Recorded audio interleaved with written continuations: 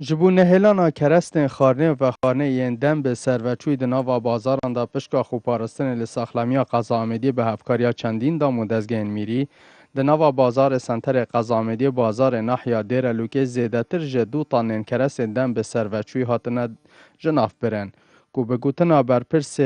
پشکا خوپارستن لساخلمیا قضا آمدی و تیم لگریانا نهلانا کرستن دن به سروچوی افسالا دا هجماره که زورا کرسته هاتی نجناف برن که اوجی بو قیرانا دارای هرما کردستان ایودگرید.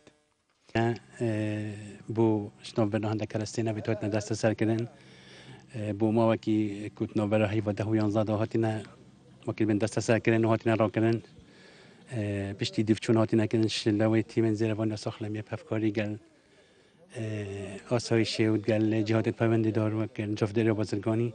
افکار پلا وقتی بین نزدیکی دو تنانه هاتی نه دست سر کردن و افریقا ما اینا نویره خراب کردن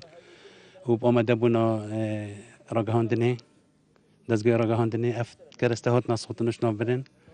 راستی وکی هوا دیدی که کمیه که یا باش یا کرست مایا سروچوی مشناف برنامه صوتن تقریبا حوالي دو طنات هنا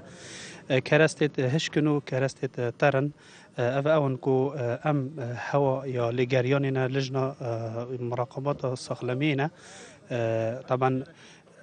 يا بنجاه سخلمي دير لوكي هرواسا قال هماهنگيات قال ناحية الفيري ام سوباسيا كتايبت بو ناحية دير لوكي هرواسا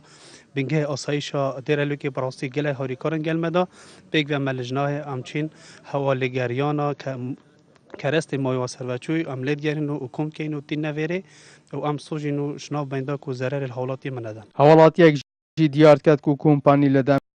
خوداوان کرستا ناگهید بردست دکانداران و دما دیگهید مایوان ده چند محکه کم دا به ثروت چید. هایی کارن گل برادر اکتینه دکانم شده اکسپایر راد که اینجی